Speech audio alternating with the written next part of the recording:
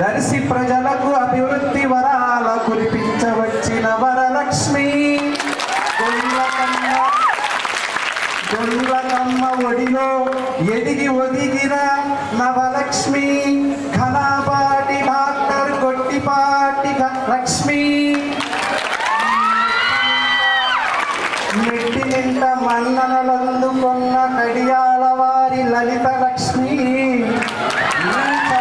చూపులతో జడులు జయంబుతో కలకాలం లక్ష్మి గారి ఆశీసులతో అని చెప్పేసరి మేడం గారి గురించి ఒక చిన్న కవిత. మీరు ఒక్క నిమిషం వింటా ఉండండి. ఈ 8 లక్ష్ములు నాకెలా కనపడ్డాయో నేను మీకు చెప్తాను.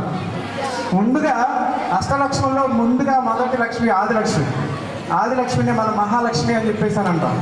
మొదటిసారిగా మన దర్శి కాన్స్టిట్యూషన్కి వచ్చిన తర్వాత ఆదిగా మన ఆదిలక్ష్మి అని ఎందుకు చెప్పుకుంటామంటే ప్రజల యొక్క కోరికలను తీర్చేది ఆదిలక్ష్మి. కాబట్టి మన దర్శి ప్రాంతానికి బస్ స్టేషన్స్ అనేటటువంటివి మొదటిసారిగా ఏర్పాటు చేసి ఆదిలక్ష్మి అని చెప్పేసి నాకు అనిపించింది. అంటే ఎన్నో సంవత్సరాల నుంచి ఉన్నటువంటి ఆలోచన. ఇక ప్రతి ఒక్కళ్ళు కూడా మనందరం ఆ బస్ స్టేషన్ దగ్గరికి రాగానే ఏమి ఉండదు, తడిచిపోతూ ఉంటాము, ఎండకి ఎండిపోతూ ఉంటాము, చాలా ఇబ్బంది పడుతూ ఉంటాం.